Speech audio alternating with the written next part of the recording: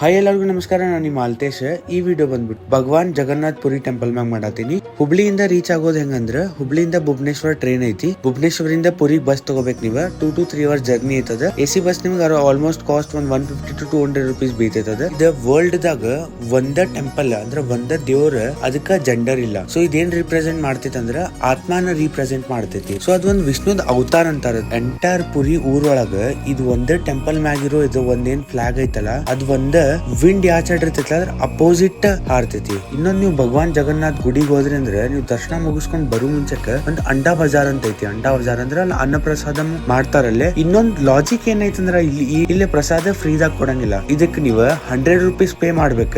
Variety of food ಅದು ಅಂದ್ರೆ ದೇವ್ರಿಗೆ ಇಷ್ಟ ಆಗುವ ಇದಾಗ ಮಾಡಿರ್ತಾರ ಅವ್ರ. ಸೊ ಅಲ್ಲೇ ಕುಂತ್ ಊಟ ಮಾಡಿ ನೀವು ಅಲ್ಲೇ ಥ್ರೋ ಮಾಡಿ ಬರ್ಬೇಕು. ನಾ ಮಂಚ ಯಾವಾಗ್ಲೂ ಆರ್ಕಿಟೆಕ್ಚರ್ ಬಾಳ್ ವ್ಯಾಲ್ಯೂ ಕೊಡವ. ಇಲ್ಲಿ ಆರ್ಕಿಟೆಕ್ಚರ್ ವ್ಯಾಲ್ಯೂ ಎದಕ್ಕಂದ್ರೆ ಟೆಂಪಲ್ ಯಾವ ರೀತಿ ಕನ್ಸ್ಟ್ರಕ್ಷನ್ ಮಾಡ್ಯಾರ ಅಂದ್ರ ಆ ಟೈಮ್ ದಾಗ ಅದ್ ಹಗಲರ ಆಗಿರ್ಲಿ ರಾತ್ರಿಯರ ಆಗಿರ್ಲಿ ಯಾವ್ದ ಟೈಮ್ ಆಗಿರ್ಲಿ ಸೂರ್ಯ ನೆತ್ತಿ ಮ್ಯಾಗರ ಇರ್ಲಿ ಎಲ್ಲರ ಇರ್ಲಿ ಇನ್ನು ಮತ್ತ ಒಟ್ಟ ಶಾಡೋ ಬಿದ್ದಿಲ್ಲ. ಅಂದ್ರೆ ಅವ್ರ ತಲಿ ನೋಡ್ರಿ ಎಷ್ಟು ಯೋಚನೆ ಮಾಡಿ ಒಂದು ಗುಡಿಗೆ ಆ ಮನ್ಸಾರ್ ಕೊಟ್ಟಿದ್ ರೆಸ್ಪೆಕ್ಟ್ ಎಷ್ಟೈತಿ. ಸೊ ಅದನ್ನ ನಾವ್ ಕಾಯ್ಕೊಂಡ್ ತಗೋಬೇಕಂದ್ರ ಈ ಗುಡಿದ 12 ವರ್ಷ ಒಮ್ಮೆ ಒಂದ್ ದೊಡ್ಡ ಜಾತ್ರೆ ಆಕೈತಿ.